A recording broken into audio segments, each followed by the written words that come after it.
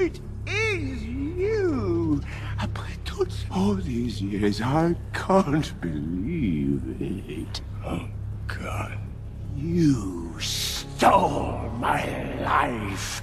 Chante ta grand-mère, la pute. Je vais baiser tes ancêtres et mon fils de pute. What the Merv is trying to say is that their situation is a little bit like mine. To have their lives back, yours has to end. You ruined every suck my silky ass thing. We had grace, we had style, we had conversation. Not this beep, beep, beep, beep, beep, beep. Art, films, books, they were all better. Originality mattered. You gave us space to suck and couch flicks. Criminy, wiki peasant shit. But now we come to a period that I call the battle for identity. Lies my grandma told me. Yeah, superstitious devices. Lies my grandma told me. What? Urban mythological rules. Bubble mice, yeah. Salut les kids et bienvenue dans EAGO saison 14 épisode 22. Cette semaine émission retour à la source, résistance et fight the power. Retour complexé et passionnant dans la matrice et les promesses de la fin de l'histoire.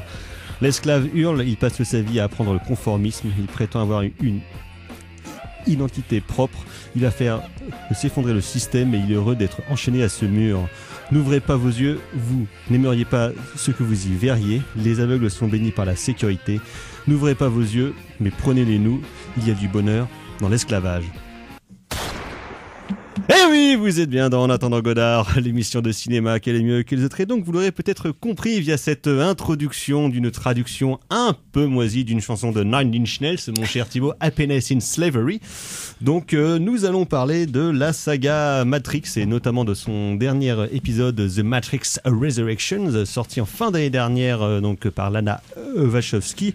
Donc, on le fait 2 mois après tout le monde, parce que l'actualité, on s'en tamponne. De toute façon, il n'y a rien d'autre qui sort. Et puis, comme ça nous a permis un petit peu de laisser décanter ce nouvel opus de la saga. Donc, nous allons revenir sur la trilogie originelle de la fin des années 90, début des années 2000 et donc du dernier opus réalisé par la sœur Lana Wachowski.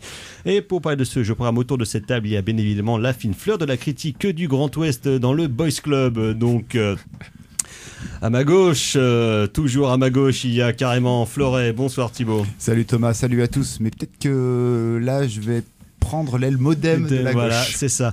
Mais donc, à ma droite à la table, mais à mon extrême gauche, il y a aussi avec nous notre spécialiste de toutes les questions numériques, petit Mickey, méta, tout ça, il y a le docteur Massuet. Salut JB. Bonsoir Thomas, bonsoir à tous. À l'extrême droite, oserais-je dire, de cette table, donc il y a le docteur Erwan. Bonsoir docteur. Bonsoir. Beaucoup de docteurs ce soir, c'est vraiment une émission d'intellectuel. Beaucoup trop. Beaucoup trop, oui. Mais heureusement, pour contrebalancer tout ça, pour la première fois, il passe, oserais-je dire, de l'autre côté du miroir, de l'autre côté de l'écran. Il a été notre metteur en son pendant des années avant que Valentin ne prenne sa relève. Donc c'est...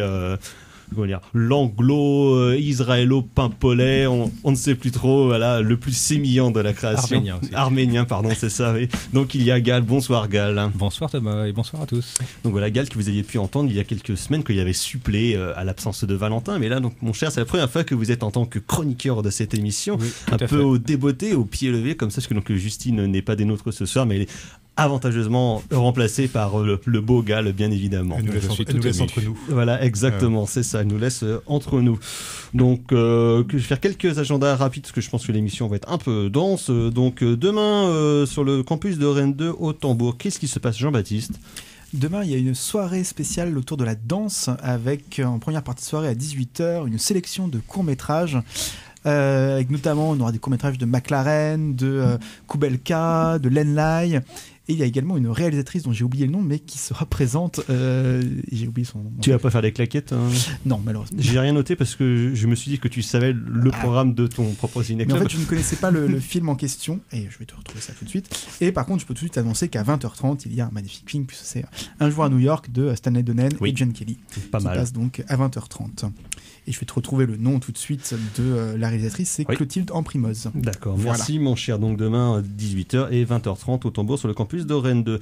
Sinon ça sera la semaine prochaine, le dimanche 20, donc à 20h15 avec nos camarades du cinéma et mort. Nous aurons la joie, le bonheur et le plaisir de vous présenter et vous pourrez voir ou revoir le chef-d'œuvre de Brian De Palma, l'homme qui ne fait que des meilleurs films, donc l'impasse Carlito's Way in English, un de ses meilleurs chefs-d'œuvre qu'on vous encourage à venir voir et revoir en salle. Oui. C'est dommage parce que Arte l'a passé dimanche soir. Oui, mais écoute, on peut le revoir sur petit écran et sur grand écran. Oui, dans la foulée, le film ne perd pas de sa force.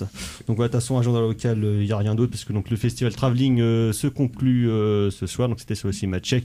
Thibaut et le Dr Erwan ici ont pu briller de mille feux devant des publics, on m'a dit, en folie. Ah ouais. À Guy Prix, j'ai eu 4 personnes. Ouais, donc c'était en folie. Ouais. Non, mais c'était un public réduit, mais très sympathique.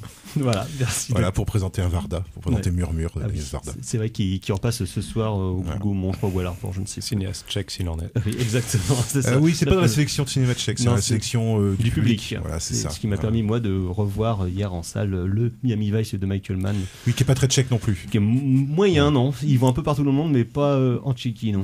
Voilà. Il a juste pris le tchèque. Voilà, c'est ça. Ah, bien joué, bravo JB. Je suis très content que tu sois là. Ils auraient dû passer Paycheck aussi, tiens, de Gianni. Ça aurait été pas mal, ça.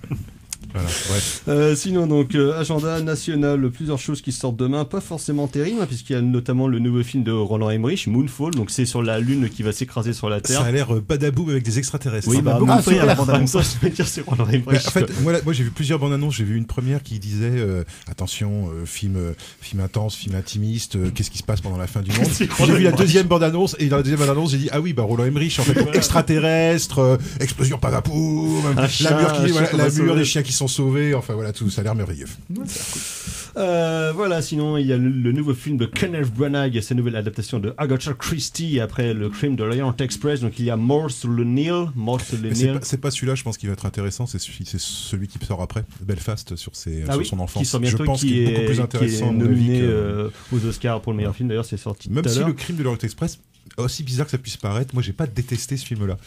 J'ai trouvé ça chargé comme du Kenneth Branagh, mais j'avoue que j'ai pas trouvé ça antipathique. Je m'attendais à bien pire que ça. Ça sent pas la naphtaline ? C'est compliqué. Oui et non. Oui, mais ça sent la naphtaline comme un peu finalement. Lumet sentait un peu la naphtaline aussi, quelque part. Mais bon, en tout cas, au rayon de quand même trivia, on va dire que Mort sur le ligne est déjà interdit dans, je crois que c'est aux Émirats Arabes Unis parce que Gal Gadot est israélienne. Moi j'aime bien ce genre d'anecdote. Voilà. Bon, d'accord. Voilà. Sinon, il y a demain. Toujours dans la tolérance, les Saoudiens, ce que je vois. Demain, il y a le nouveau film de. C'est Thierry de Peretti, enquête sur un scandale d'État qui sort avec Pio Marmaille. Ça a l'air plutôt pas mal. Mais il y a vachement mieux. Il y a ce film politique avec Gilles Lelouch qui sort aussi. Il y a un film politique d'histoire d'empoisonnement. Erin Brockovich. Mais c'est dans 2 semaines, je crois, un truc comme rencontre complément d'enquête avec Gilles Lelouch au milieu. Sinon, il y a un film qui va intéresser les amateurs des vieilles peaux, c'est Les Amants Sacrifiés avec Fanny Ardant qui tombe amoureux d'un petit jeune qui est Melville Poupeau. Voilà. Qui est plus petit jeune, vraiment. Oui, voilà. Mais par rapport à Fanny Ardant, c'est plus un petit jeune. C'est sûr que c'est plus un petit Sinon, jeune. il y a le nouveau film du Palma Show, donc Les Vedettes, toujours réalisé par Jonathan Barré. Et là, il y a un film pour Thibaut, car il aime la musique, c'est Marry Me, avec Owen Wilson et Jennifer Lopez. Voilà. T'aimes pas Jennifer Lopez ? Je sais qu'il y a un film que moi j'ai pas encore vu mais qui m'a l'air intéressant, c'est Un Monde, film belge sur des gamins avec des histoires de harcèlement scolaire. Il paraît que c'est vachement bien. Un Monde ? Ouais, Un Monde, ça s'appelle. C'est un film avec que des gosses en fait, qui ont 8-10 ans et apparemment ça joue super bien. En tout cas, moi j'en ai entendu que du Très bien, merci docteur. Donc voilà, à vérifier, ce sont les quelques sorties. Normalement, la semaine prochaine, si tout va bien, nous ferons une émission Beatles at the Movie. Donc voilà, on parlera Beatles, musique, crin, sap surtout beaucoup. Voilà, les Beatles, c'est quoi ? Pantalon serré, coupe au bol. Voilà, et des grosses bottes à moumoute aussi, tout ça. Bref, toujours de choses, émissions, mode et un peu de musique probablement aussi. Donc voilà, si tout va bien, on parlera de ça. Donc voilà, c'est tout. On va passer à la section critique de cette émission. Donc comme je le disais, on va retourner dans la matrice. Et pour ça, donc tout de suite, un petit extrait du score de Don Davis pour le 2e opus.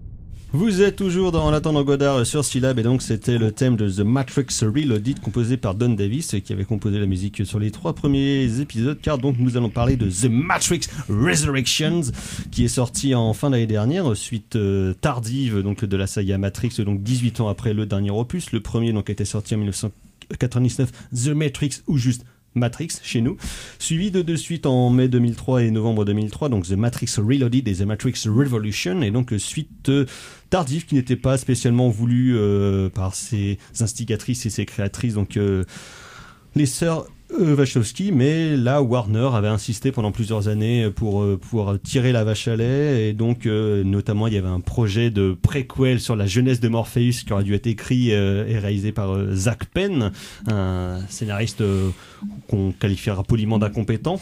Ouais, enfin scénariste de Last Action Hero quand même. Oui, mais il n'est pas seul dessus. Hein. Ouais, mais enfin bon. Voilà. Disons qu'ils sont beaucoup à être passés sur Last Action Hero. La production était compliquée, mais ce n'est pas le sujet.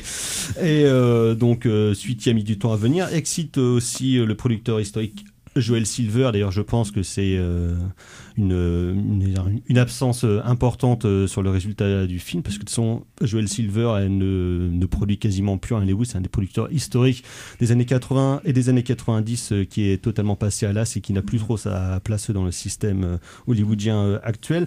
Mais plus que Joel Silver, existe aussi une des 2 co-réalisatrices, donc Lily Wachowski, qui elle a décidé de ne pas retourner derrière la caméra car pour elle l'histoire et la saga étaient terminées. Il y a eu plusieurs autres événements personnels qui font qu'elle n'a pas voulu revenir derrière la caméra. Et donc Lana, comme sur la 2e saison de Sense8, se retrouve seule aux commandes parce que donc sur toutes leurs œuvres précédentes, que ce soit pour la télévision ou pour le cinéma, donc elles avaient tout coécrit, produit et mis en scène ensemble.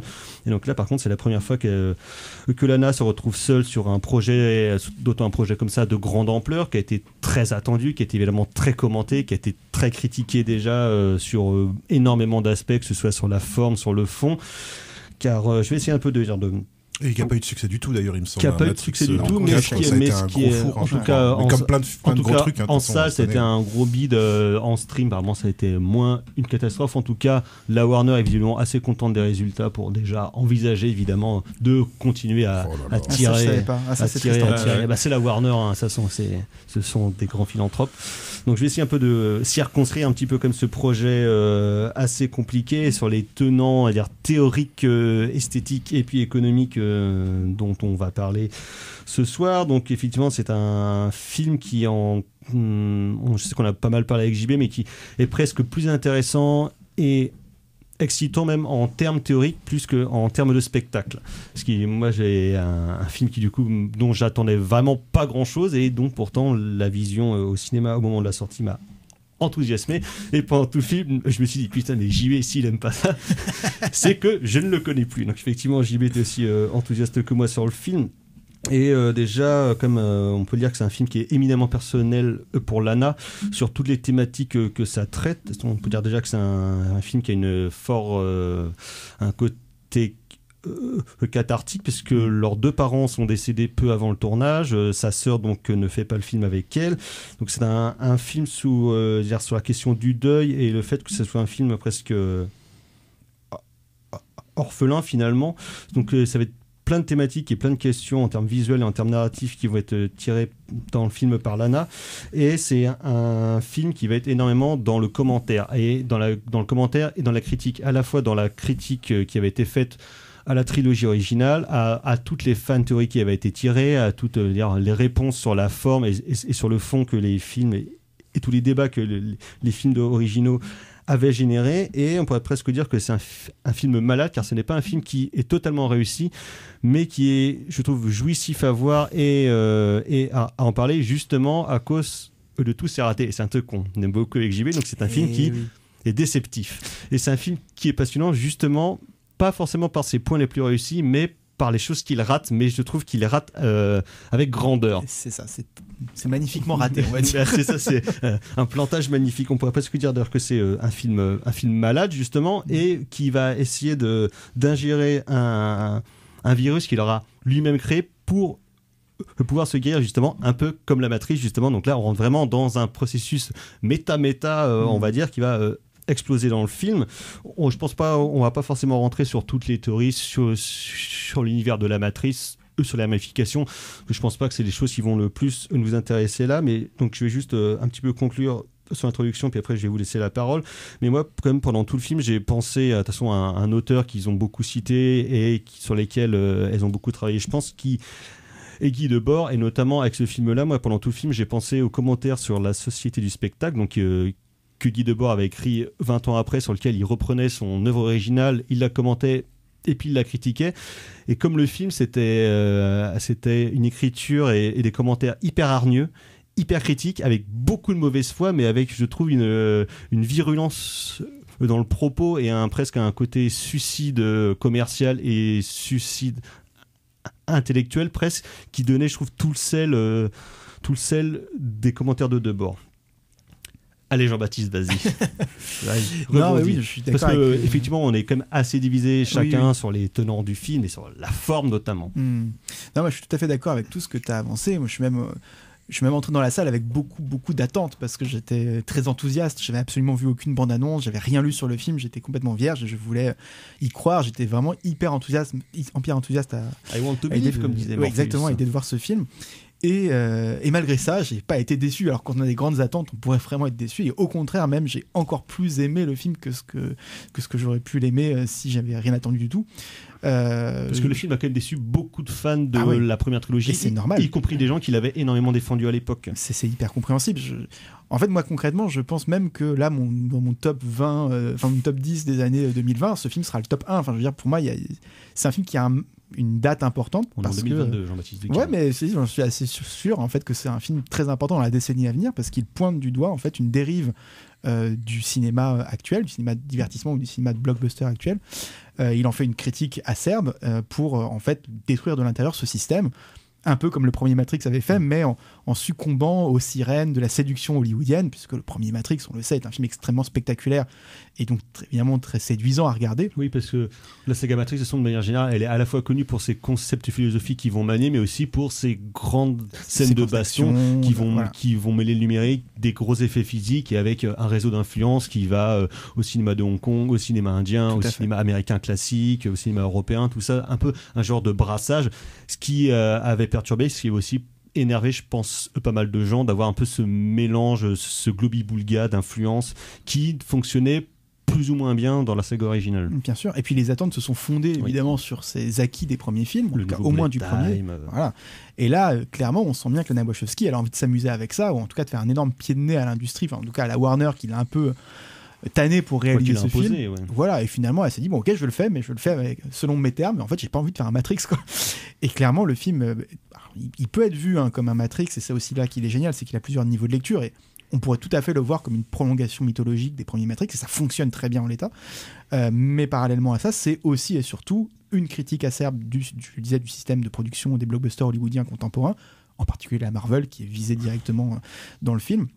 C'est aussi un journal intime c'est à livre ouvert en fait. On voit vraiment c'est à fleur de peau. C'est à fleur de peau. On ressent toute la tristesse et la colère de Lana Wachowski dans le monde contemporain qu'elle ne supporte plus. Un monde dont on comprend à la vision du film qu'elle pense avoir participé à créer en fait. C'est que le premier Matrix qui était censé être une dénonciation d'un système par le biais de cette métaphore de la matrice.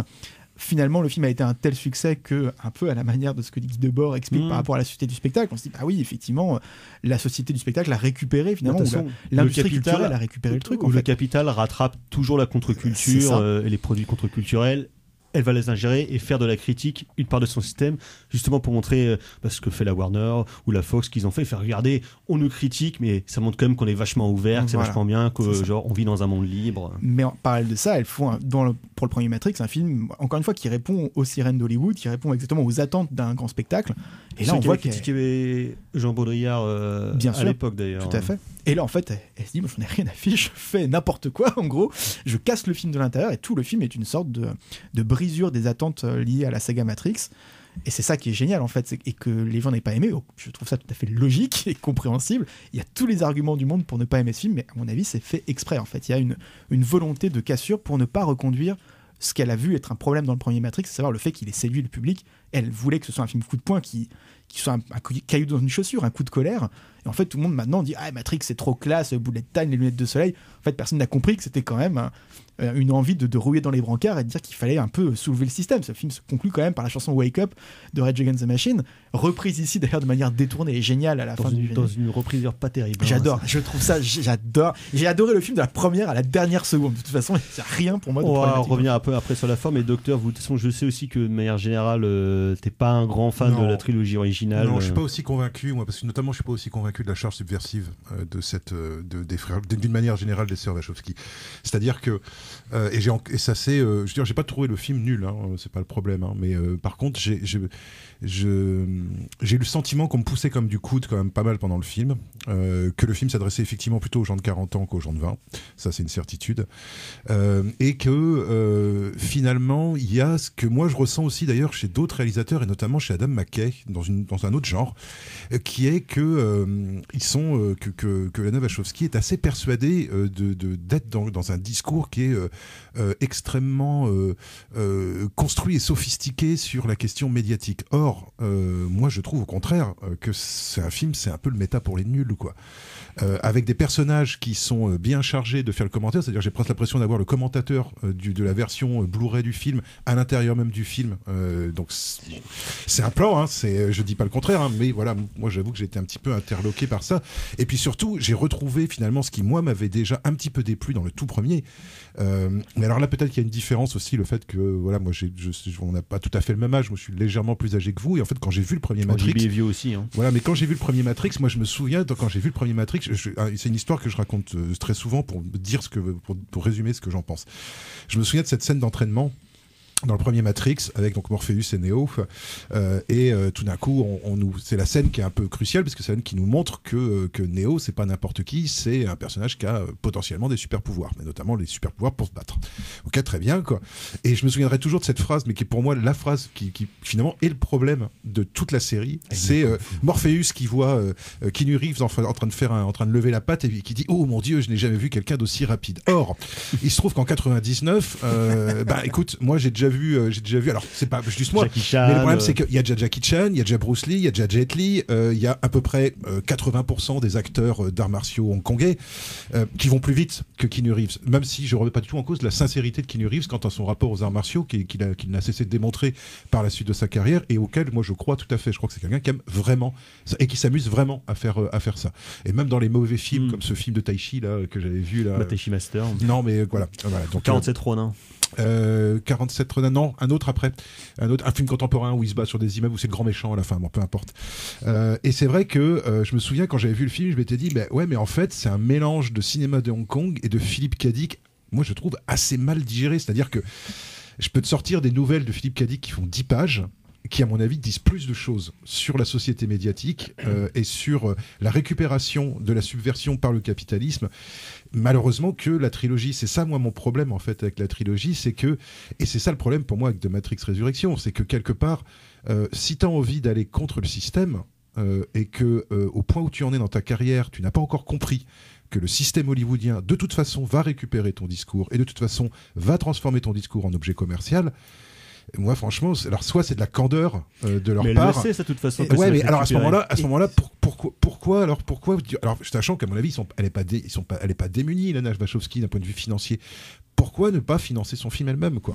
Alors il y a l'histoire de droit, je suppose. Ouais, et puis elle a déjà eu une expérience un peu compliquée avec Cloud Atlas, qui était quand même un film entièrement autofinancé, complètement indépendant, très complexe à monter, etc. Je pense que là, il y avait aussi le fait qu'elle voulait tourner le film vite, parce que c'était un film de deuil. C'est un film qu'elle a tourné effectivement, parce que ses parents venaient de décéder et qu'elle voulait les faire renaître via les personnages de Trinity et Neo, très clairement. Donc je pense que c'est un coup de folie, en fait, ce film, qui est d'ailleurs, en termes de logistique, on voit bien qu'il a été fait à la va-vite, concrètement. Moi, je trouve que c'est un film qui est vachement inégal en termes de... Enfin, qui est pas inégal, peut-être que c'est volontaire, mais c'est vrai que pour moi, le souvenir que j'en ai, c'est des gros blocs de dialogue. Et on a l'impression que tout d'un coup le film se rappelle, mais merde, c'est vrai, putain, je suis un film d'action. Bon, alors on va mettre des mecs qui se jettent des immeubles. Allez, voilà. Et puis redialogue derrière. Voilà, redialogue derrière. J'ai l'impression d'être devant Batman le défi, où t'as envie que les scènes d'action elles soient plus courtes parce que les scènes de dialogue elles sont mortelles. Ben quoi. oui, c'est clair. Ouais, sauf que moi je trouve que justement, même si j'ai pas de problème avec Keanu Reeves ou surtout avec Carrie-Anne Moss, qui je trouve tire vraiment son épingle du jeu dans le 4e.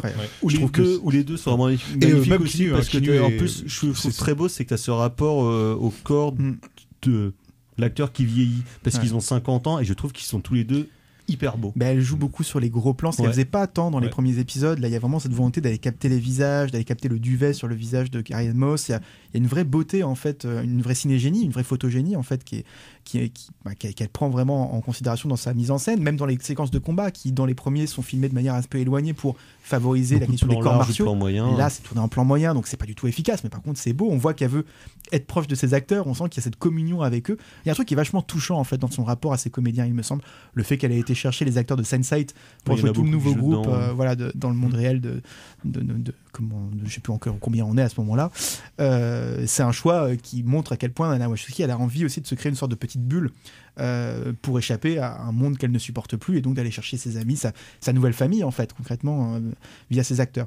Et c'est ça que je trouve très émouvant aussi dans ce film-là. Et juste pour rebondir sur ce que tu disais sur la récupération par l'industrie, en disant c'est hyper candide en fait de penser que ton film va pas être récupéré par l'industrie. Alors, ce que tu as dit au début, finalement, me fait être un peu triste. Je pensais que le film allait être un four absolu. Et j'aurais été tellement ravi que ce soit un four et que ça ruine la Warner. Non, mais c'est pas si mauvais que ça, en fait. C'est pas si mauvais que ça. C'est juste cher pour ruiner la Warner. Pour moi, ça résout pas les problèmes Enfin, ça résout pas ce qui, moi, me semblait être des limites, en fait, à la première trilogie, et notamment des limites de discours. C'est-à-dire que... Alors ça, je suis d'accord, par contre. Et je pense qu'elle en est consciente, parce que ces discours, elle le remet en cause dans le dernier, justement. On voit qu'elle a des remords sur les premiers en disant, bah merde, en fait, j'ai pas géré mon discours politique, parce que effectivement, les films ont été complètement récupérés par l'industrie. Ça a été des succès...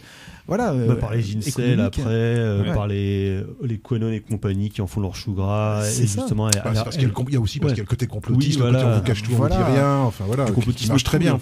Et on voit bien qu'elle déplore ce que c'est devenu en fait le monde du spectacle.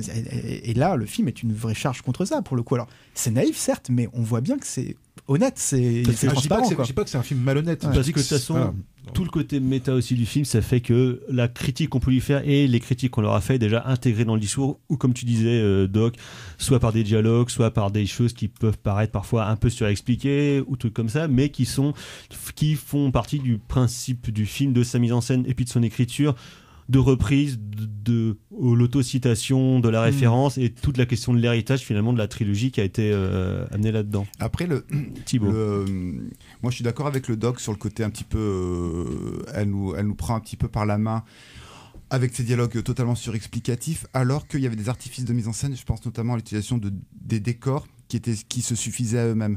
Par exemple, dans le premier épisode, Matrix, si on regarde la première rencontre entre Neo, entre Thomas Anderson et Trinity. Dans la boîte de nuit. C'est dans une boîte de nuit avec Rob Zombie dans une espèce de club. On est bref dans une espèce de célébration de je mets entre guillemets contre-culture. À la berlinoise. Et du coup, voilà, elle veut nous montrer ce que c'est son monde, ce que c'est son rapport aux différents arts, son rapport au corps, son rapport à la danse, dans une scène qui est éminemment très courte.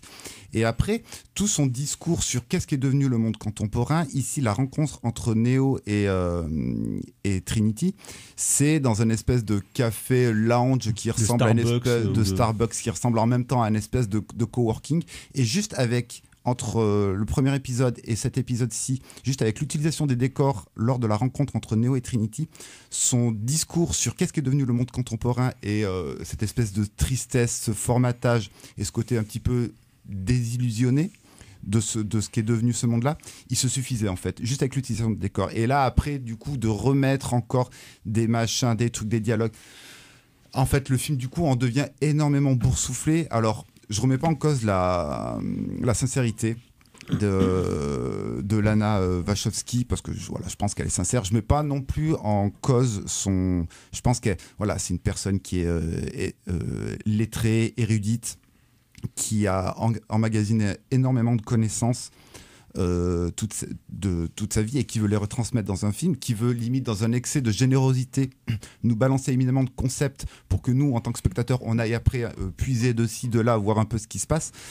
Et là en fait c'est trop. C'est trop parce que finalement les dialogues, comme le dit le doc, le dialogue c'est petit 1, petit 2, petit 3. Ils sont mortels. Non, les dialogues sont super. Franchement, c'est bien écrit. Je dis pas qu'ils sont mal écrits. Je dis juste que elle nous prend trop par la main. Pas tant que ça en réalité. Gall, moi j'ai trouvé justement que si aussi, c'est un peu le grief que j'aurais contre ce film-là, c'est que ça prend aussi, je trouve, trop par la main. Il y a trop de... En fait, Matrix, c'est vraiment... Même si tout le monde ne comprend pas, ou en tout cas a évacué les propos de Matrix du premier, il y a quand même quelque chose qui reste et on s'en souvient bien. Et je trouve que il y a trop de redites, par exemple, dans le Résurrection. Tu vois, il y a trop besoin de remontrer, de revenir vers le premier. La réutilisation des extraits des films précédents. Exactement. Ça, je trouve, je trouve que c'est intéressant quand ils font ça, quand ils rejouent la scène avec d'autres personnages. Ouais. Tu vois, ça, je trouve ça intéressant. Je trouve ça intéressant quand ils s'amusent à en rejouer fait, toutes les variations, de faire la variation sur la scène de combat dont tu parlais tout à l'heure, Erwan, qui est refaite, mais cette fois-ci qui est faite avec tout le décor est fait avec le Unreal Engine 5 et du coup on voit que c'est faux et on voit il y a un propos derrière et là c'est intéressant. Mais je trouve que toute l'utilisation des images, les projections dans la salle de ciné, des choses comme ça, je trouve ça un peu lourd, en fait, dans la mise en place. Et en fait, pour moi, c'est un procédé de série, en fait, qu'ils utilisent. Mais pour moi, c'est lié à Sense8. Exactement.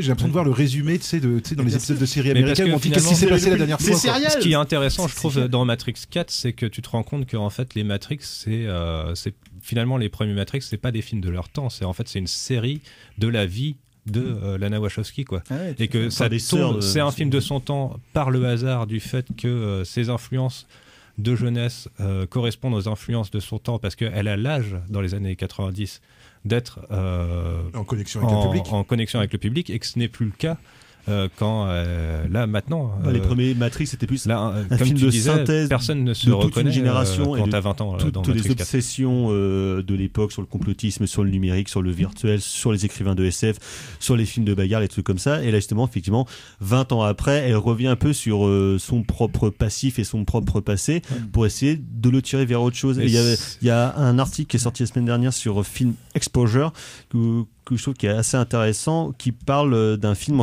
qui est en circuit fermé comme sur un ruban de Moebius. Finalement, le film tourne sur lui-même parce qu'elle se recherche une porte de sortie ou, comme le dirait le grand timonier, une manière de sortir de la représentation virtuelle et que finalement elle n'est pas sûre d'en avoir les codes pour justement aller trouver cette sortie. C'est pour ça que je parlais de psychanalyse à livre ouvert tout à l'heure, c'est que c'est vraiment un film psychanalytique. C'est pour ça qu'il y a un analyste qui remplace l'architecte dans la création de cette nouvelle matrice qui est la 6e. L'analyste, c'est mortel. C'est Julien Abadi qui avait remarqué ça dans la bande-annonce du film. C'est que quand tu regardes les livres qu'il y a dans la bibliothèque de l'analyste, c'est pas des livres de psychanalyse, de psychologie. C'est des livres de design. C'est des livres de marketing et de design. Oui. Elle a tout compris sur la dimension de l'analyste. C'est-à-dire que la dimension architecturale de la matrice dans les premiers épisodes, elle fait sens par rapport à cette logique de l'architecte qui est hyper froid, qui construit un univers virtuel. Là, mathématique. Voilà, l'analyste, il n'a pas ce but-là. Il l'expliquait à un moment donné. Il dit, le but, c'est pas de créer un univers qui a sa cohérence architecturale, c'est d'analyser en fait le caractère humain et de comprendre qu'est-ce qui fait que on continue à vivre dans ce système qui nous exploite et qu'est-ce qui fait que les gens continuent à adhérer à ça. C'est quoi ? C'est le désir et la frustration. Et en gros, à partir du moment où on désire et on est frustré, et la peur, la peur, le désir, la frustration, c'est bon, là on est tranquille, ça va pas bouger. Et donc il fait un véritable commentaire sur ce qui se passe concrètement aujourd'hui, c'est que ce qui fait que personne ne bouge et que le monde va dans une dérive sans fin. À volo. Ouais, c'est ça, c'est le fait qu'on... Tu vois bien le paradoxe du truc, c'est que justement on est dans une société... C'est-à-dire que quelque part, de ce point de vue-là, le film est super actuel parce que on est dans une pure... Là où maintenant on est dans une société qui n'est plus du tout une société d'action, qui est une pure société de commentaires. Alors où on passe notre temps à dire c'est pas juste, ça c'est pas bien, il faudrait se souvenir de ci, il faudrait parler de ça. Sauf que le problème c'est que... Et moi c'est un truc qui me travaille énormément ces derniers temps, c'est que je me dis, quand je vois la part que prend le discours militant ou les discours militants, on va dire, dans l'espace médiatique et le peu de conséquences que ça a sur le comportement des gens dans la réalité, ça me fait quand même me poser sacrément la question de, quelque part, à quoi ça sert de faire un film qui va être un commentaire finalement de plus pour dire oh là là là là là là, finalement c'est Mr. Robot quoi. C'est-à-dire c'est non mais quelque part c'est ça. Non mais quelque part non mais je veux dire quelque part c'est ça. Et je trouve que tu vois, alors je suis désolé, je sais que je vais me faire insulter, mais je trouve que à sa manière quelqu'un qui finalement est de la même génération qu'est Tarantino, pour moi il est 100 fois plus pertinent dans Il était une fois Hollywood que dans Matrix. Parce que dans Il était une fois Hollywood, il revient aux racines du mal. Et justement, il revient aux racines du mal avec l'affaire Polanski et avec la médiatisation de l'affaire Polanski, avec la starification, le fanatisme qui entoure qui entoure ça. Et finalement, je trouve que quelque part, je trouve que si on parle de commentaires ou de cinéma qui commente, moi je trouve que Tarantino, en tout cas dans Il était une fois Hollywood, je trouve mène sa barque de manière plus parce qu'il a le recul de l'histoire aussi. Ouais, alors peut-être Lana Wachowski aussi, elle retourne aux origines du mal. Si tu réfléchis, c'est l'industrie culturelle d'Adorno et Horkheimer. Enfin, c'est ça qu'elle dénonce concrètement. Oui, mais en faisant croire entre guillemets que je sais pas comment dire ça, que personne n'a jamais constaté ça avant et que tout d'un coup, attention les gars, vous allez voir avec moi, je vais vous réveiller. Mais en fait, je suis désolé, moi je suis déjà réveillé en fait, c'est bon quoi. C'est pas le discours du film. Moi c'est ce que moi j'ai ressenti un petit peu le côté. Parce que c'est très bien que de toute façon les gens savent déjà. Et c'est hyper résigné, la fin est hyper résignée. Je veux dire le saut dans le vide de Carrie Ann Moss et Keanu Reeves qui représente un moment, voilà, on va de l'avant et en fait c'est quoi aller de l'avant, c'est accepter de vivre dans cette matrice finalement. En fait, on va la faire bouger de l'intérieur, mais on pourra pas changer les choses. Elle le dit clairement à la fin. Le post-générique qui est tétanisant et où en gros on nous dit que le cinéma est mort et qu'il reste plus que des chats sur internet, c'est ça qu'elle dit. Mais en fait c'est fini, n'espérez même pas que le monde change. Et en fait le film c'est juste il est résigné, mais il est en colère et résigné en même temps. Donc c'est pas un film qui dit réveillez-vous, c'est un film qui dit vous êtes tous des idiots, vous êtes tous fait bouffer par le système, et vivez dans votre merde. Et c'est triste, mais à la fois je pense que c'est ça qui peut nous faire nous bouger en fait. Sans véritablement prendre pour moi sa part dans ça. C'est ça, moi, le problème. C'est quelque part, il y a encore un côté surplombant, en fait. Bah non, parce que justement, le fait qu'elle fasse un film qui est pas plaisant... Alors que, les sœurs Wachowski, elles sont le pur produit, justement, du monde dans lequel on est. Justement, ce film-là est tellement à l'encontre des attentes hollywoodiennes que... Je pense pas qu'il y a un côté surplombant. Je pense qu'il y a un côté... je pense qu'il y a une grande tristesse et qu'il y a une vraie morgue presque qui s'est mise en place, parce que à partir du moment où tu fais une trilogie où tu parles de tout ce que tu parles dans la trilogie et en même temps en plus tu expliques que c'est une trilogie qui parle de ta transition, que tout ton travail est repris et déformé et que on te parle de pilules rouges pour les incels, pour des choses comme ça. Mais c'est des conneries, mais c'est quand même, tu vois, c'est la contamination quand même du réel par, enfin, tu vois, finalement de la fiction par le réel. C'est inversé. C'est ce que disait Jimino la semaine dernière. Un coup, alors je faisais tel film, j'étais un fasciste. Je faisais tel film, j'étais un marxiste de droite. Et je veux dire, évidemment, mais ça n'a rien à voir avec les films. Mais non, c'est pas. Ce que je veux dire, c'est que c'est pas elles qui deviennent fascistes ou marxistes. Simplement, si tu veux, en fait, c'est que là, elles se retrouvent à devoir éliminer tout ce qui existait dans Matrix, qui faisait Matrix, pour essayer de comprendre justement un petit peu qu'est-ce que ça a été récupéré de telle manière et qu'est-ce que je peux proposer et qu'est-ce qui se passe quoi. Et c'est des trucs aussi les critiques qu'il y a eu sur Matrix Résurrection où ça fait des cris de chafouin en disant que un film woke, un film je sais pas quoi, en disant que c'est absolument intolérable de voir ça dans un Matrix, de voir des trucs progressistes, de dire que les trans c'est bien, enfin je veux dire les mecs ont jamais vu les films et apparemment c'est du coup pour pas mal de critiques, même de gens qui avaient aimé et qui avaient hyper défendu les films à l'époque, en disant que c'est un film qui finalement essaye de pisser dans le sens du vent, justement de montrer que tout ça va d'un seul et même mouvement, et qu'ils ont été qu'elle leur a été rattrapée par un côté militant, un côté hyper engagé qui finalement de toute façon était déjà là depuis Bond. J'ai pas trouvé le film super engagé, enfin moi, oui, en plus non, c'est juste que c'est comme ça et ça j'adore, c'est le côté et à la limite tant mieux, ça c'est plutôt un bon aspect, c'est que si ça avait dû virer au manifeste, les histoires de transition des sœurs Wachowski, ok d'accord, c'est un peu leur histoire à elles, c'est pas mon histoire, je suis pas obligé moi de me positionner par rapport à des choix personnels. Complètement, mais après c'est quand même le propos de leur film et c'est aussi dans le 4 c'est aussi comme disait JB, c'est une psychanalyse de Lana Wachowski. Psychanalyse des contes de fées. Ouais, c'est ça. Et moi ce qui m'a un peu dérangé c'est alors déjà esthétiquement je suis pas méga fan quoi, mais bon après c'est manifestement c'est fait exprès. Mais ce qui m'a un peu dérangé, c'est d'avoir une esthétique finalement presque, je dirais, Silicon Valley dans la matrice, mais aussi dans la réalité, avec la ville de Io et avec des robots tout kawaii, tout mignons, tu vois, qui viennent faire des ronrons sur les humains et tout. Et oui, mais t'as aussi un robot qui ressemble à un robot dans Transformers 2. Le discours là-dessus, je suis là genre bah ouais, mais du coup c'est, je trouve qu'il y a un petit peu, j'ai eu l'impression de voir un discours un peu Silicon Valley, justement, la technologie va nous sauver, machin et tout.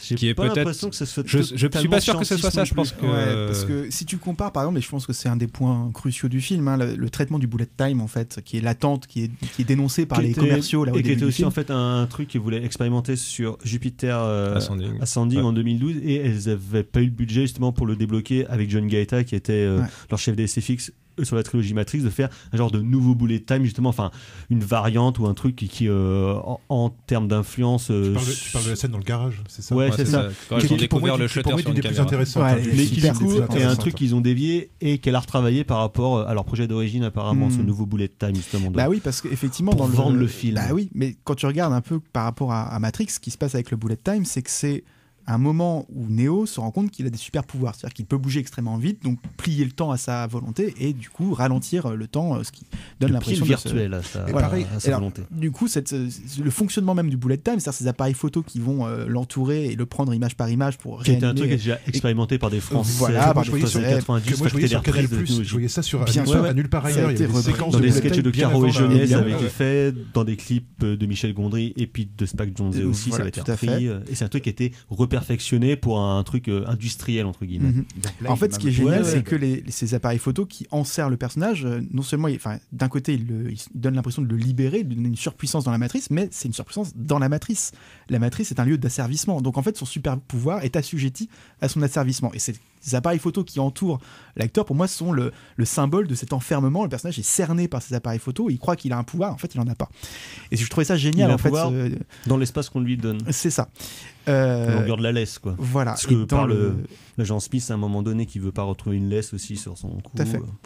Dans le Matrix Résurrection, évidemment, tout le monde dit le bullet time, et du coup, on l'attend. C'est-à-dire qu'il est annoncé dès le début du film. Ouais, alors que moi, il est arrivé. Moi, c'était pas un truc exceptionnel déjà dans le premier. Donc voilà. Et en fait, ce qui est génial, c'est que la manière dont elle le fait, c'est que c'est une parodie en réalité. La séquence du garage, c'est pas une séquence d'action, c'est une séquence de dialogue, et c'est un bullet time super moche en fait, et qui est, à mon avis, volontairement moche, où en gros l'attente qu'on avait de ce dispositif est retournée pour casser de l'intérieur le moule. Parce que c'est de la moche cap. C'est quasiment de la moche cap. Surtout que je pense qu'effectivement, ce qui a changé beaucoup, c'est qu'effectivement en 99, en fait, quand le film sort, on est en fait encore au début en fait de l'image numérique. Donc le bullet time, c'est encore quelque part une sorte de défi technique. C'est encore quelque chose numérique. C'est encore quelque chose entre guillemets qu'on n'a jamais vu à l'écran. Alors que maintenant, et moi je pense que c'est ça une des grosses limites du cinéma de divertissement actuel, c'est qu'en fait, à partir du moment où potentiellement tu peux tout faire avec un ordinateur, qu'est-ce que tu fais? À quoi quel est Matrix? Quel est l'intérêt, quoi? On en revient par exemple aux problématiques qu'on avait déjà soulevées sur les films de Robert Zemeckis, qu'il est sur les 3 films qu'il a fait en cinéma virtuel, avec le Pôle Express, avec Beowulf et puis avec Scrooge. À partir du moment où la caméra est totalement libérée, où tu peux tout faire, et surtout tu peux faire n'importe quoi. Ça donne des trucs comme Thor, comme les Marvel maintenant, les trucs comme ça, quoi. En fait, il y a une impasse. Ces technologies de cinématographie virtuelle, elles ont présenté une impasse dans l'univers numérique où tu dis maintenant c'est un point de non-retour en fait. Donc, tu as raison, comme on peut tout faire, il n'y a plus d'intérêt. Surtout, elles ne peuvent pas remplacer. C'est con, hein, mais elles ne peuvent pas remplacer un scénario. C'est ça le problème, c'est que le numérique ne peut pas se substituer à l'histoire. Et ça, pour moi, c'est la scénario et un réalisateur. C'est la preuve. C'est-à-dire, pourquoi est-ce que les Zemeckis fonctionnent? Pourquoi, par exemple, Scrooge, ça fonctionne? Scrooge, moi, ce qui m'a vachement surpris, c'est Scrooge, c'est un film d'horreur. C'est un film d'horreur pour enfants. Et je trouve que de ce point de vue-là, le film est extrêmement subversif de ce point de vue-là. Et je trouve que Zemeckis a une charge de subversion, alors qui est peut-être un peu moins annoncée, mais qui je trouve est pas moins efficace. C'est différent en fait, c'est pas la même type de subversion. Mais tu vois, voilà, il y a cette et là encore chez Zemeckis, voilà, la motion capture, à l'époque, c'était relativement nouveau. Le Pôle Express, à l'époque, c'est relativement nouveau.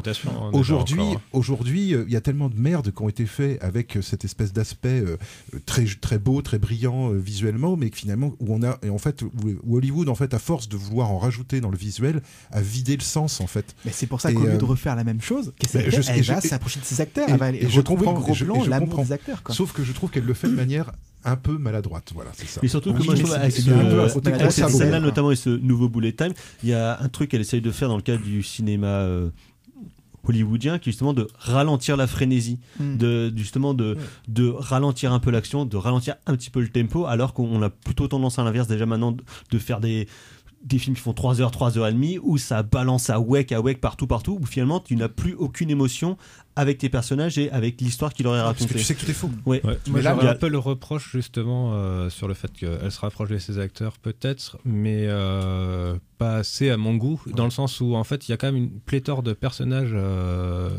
annexes, tu vois, à côté, que tu prends Bugs, tous les autres personnages, ils ont tous des noms, ils ont tous des looks, et franchement ils peuvent tous mourir, tu t'en fous quoi. Tu n'as aucun attachement pour les personnages annexes. Parce que c'est vrai qu'on s'en fout un peu parce que moi en tant qu'admirateur admirateur du travail des Wachowski, admirateur des Matrix, il me semble que la plus grande force du film, on dit se rapprocher des acteurs, on dit les autres, Bugs, tout ça, on s'en fout. Je suis d'accord, on pourrait parler des costumes qui, moi, je trouve que sont... Point chiffon. Mais voilà, je trouve que les costumes sont peut-être à raison beaucoup moins iconiques que dans la première trilogie. Il y a moins de cuir. Ouais, il y a moins de cuir. Il y a moins de cuir. Il y a moins de cuir, il y a moins de symbolique religieuse. Ça crisse moins. Mais il y a quelque chose qui est, à mon avis, la grande force du film, c'est se rapprocher du regard de Keanu Reeves et se rapprocher du regard de Carrie-Anne Moss. Oui. Et donc, ça découle une question. Pourquoi les réalisateurs ou les réalisatrices n'embauchent pas Carrie-Anne Moss? Voilà, elle était où? Elle travaillait sur des séries Marvel, si tu veux savoir. C'est une actrice qui est fantastique, secondaire de Jessica Jones. qui a un regard... Et c'était un des meilleurs rôles de la série. D'accord.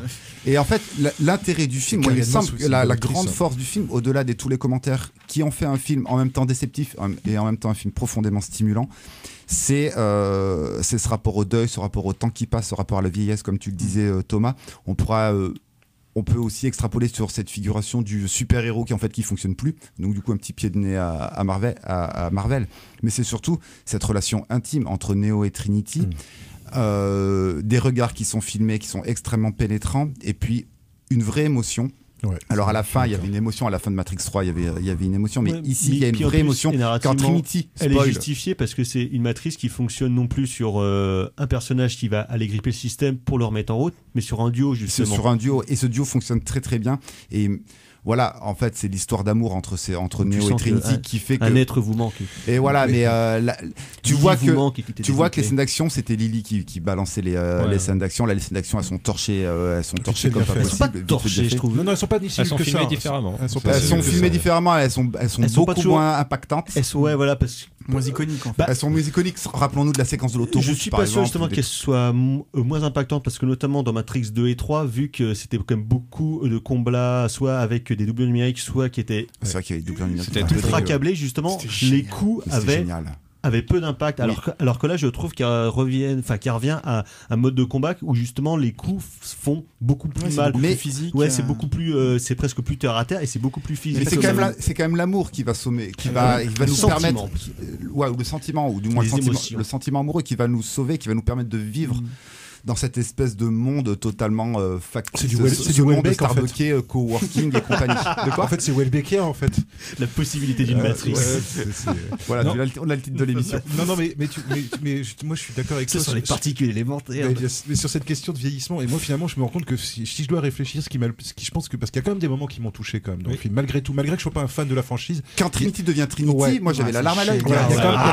Il y a quand même des moments. Et moi, en fait, alors moi, je sais pas, c'est peut-être très personnel, mais moi, je trouve que ce qui a fonctionné, en fait, c'est justement le vieillissement du corps des acteurs. C'est-à-dire qu'en fait, en voyant le corps des acteurs, c'est stupide, mais ça m'a renvoyé à mon propre vieillissement en me disant putain, mais c'est vrai, il y a déjà tout ce temps-là qui est passé. La crâne rasé, il y a 20 ans. C'était il y a 20 ans et il y a déjà tout ce temps-là qui est passé. Et en fait, c'est assez stupide, c'est peut-être très égoïste, mais quelque part, je me sentais moins seul en fait dans ce film-là, grâce à Keanu Reeves et à Carrie-Anne Moss. C'est-à-dire que en les voyant, j'avais pas l'impression de me voir, mais j'avais pas non plus l'impression de voir cette figure héroïque ou héroïsée en fait qu'il y avait dans les 3 premières. J'avais juste l'impression de voir justement des acteurs qui ont conscience qu'ils sont en train de vieillir, une femme qui sait à quel point c'est compliqué pour une femme à Hollywood de dépasser les 40 ans.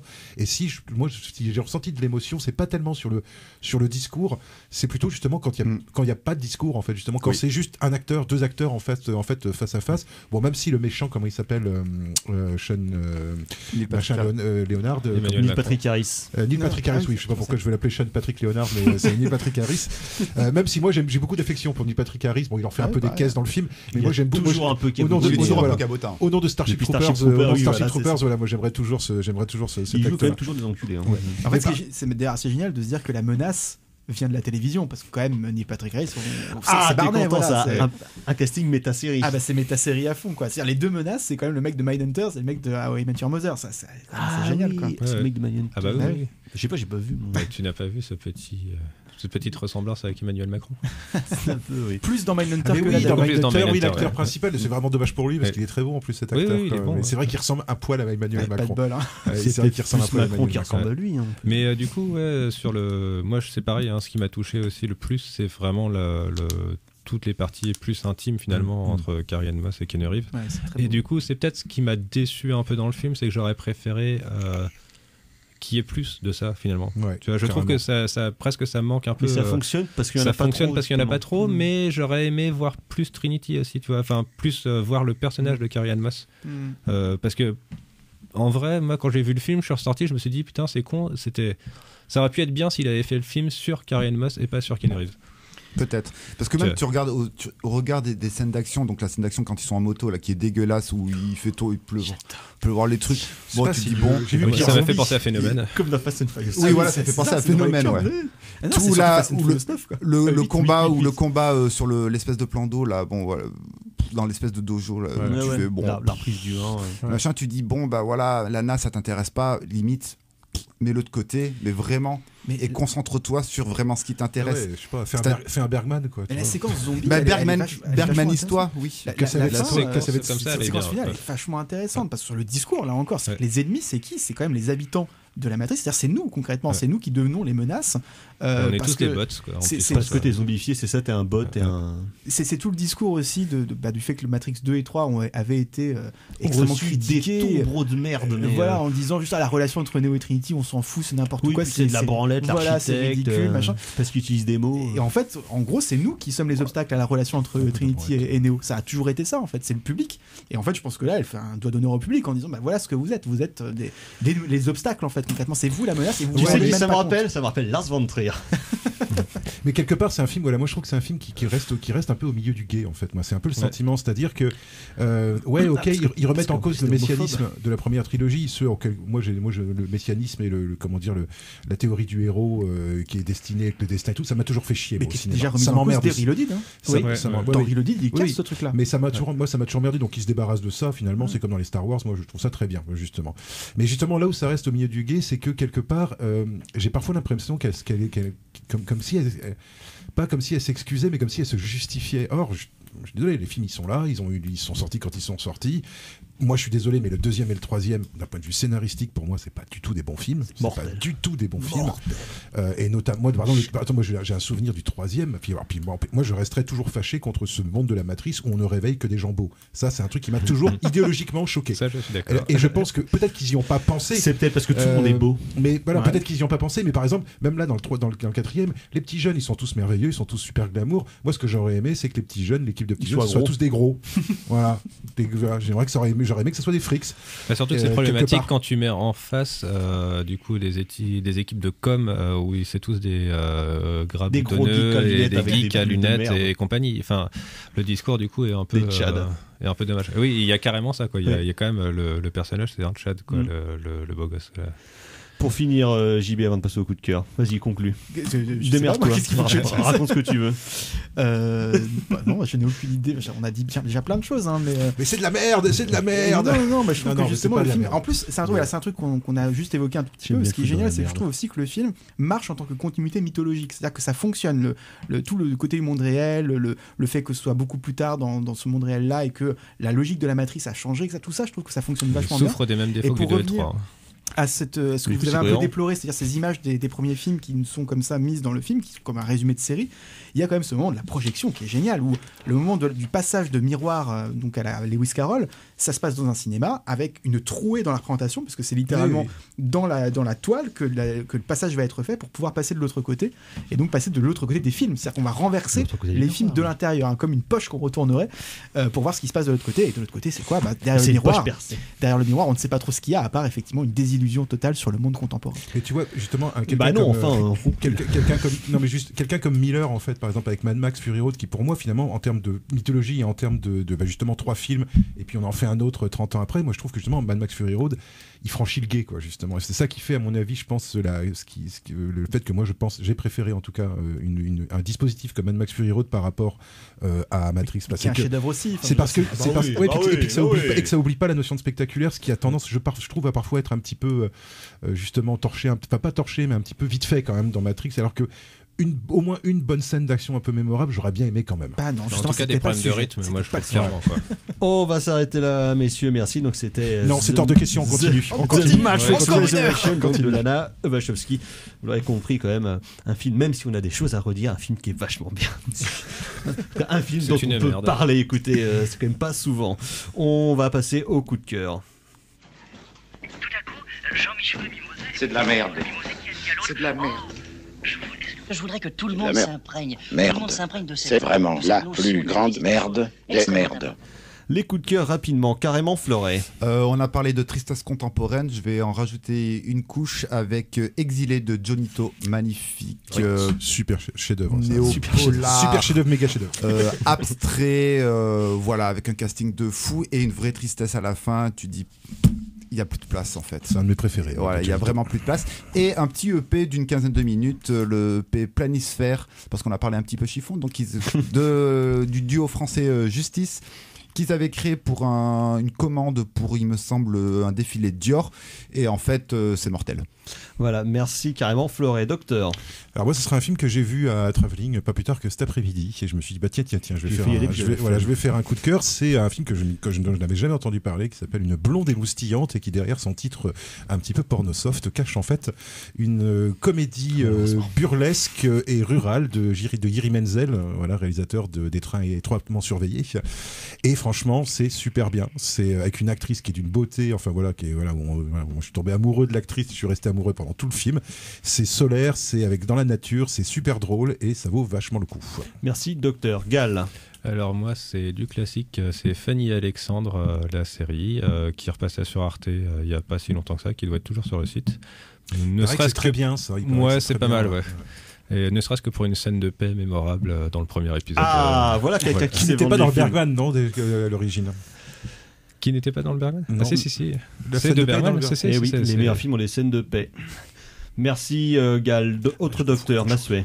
Moi, c'est parce que je suis en train de revoir les Twin Peaks et voilà, j'ai envie d'en faire mon coup de cœur parce que c'est vraiment une des meilleures séries de tous les temps. C'est absolument extraordinaire. Et ça tombe bien, ça me fait une transition parce que moi, c'est un documentaire sur Harry Dean qui s'appelle Partly Fiction, réalisé en 2012 par Sophie Hopper, donc sur l'acteur notamment de Lynch, de Wim Wenders, tout ça. On voit juste Harry Dean qui déambule avec ses potes qui sont David Lynch, Chris Christopherson, il fume des clopes et il parle de gonzesse, donc c'est absolument merveilleux. La moitié de ses rôles, quoi. Exactement. Merci beaucoup, messieurs. Merci à Valentin à la technique. On se retrouve la semaine prochaine donc, pour parler des Beatles. D'ici là, portez-vous bien. Prochaine émission, prochaine édition. À ciao, bonsoir. Salut. Salut.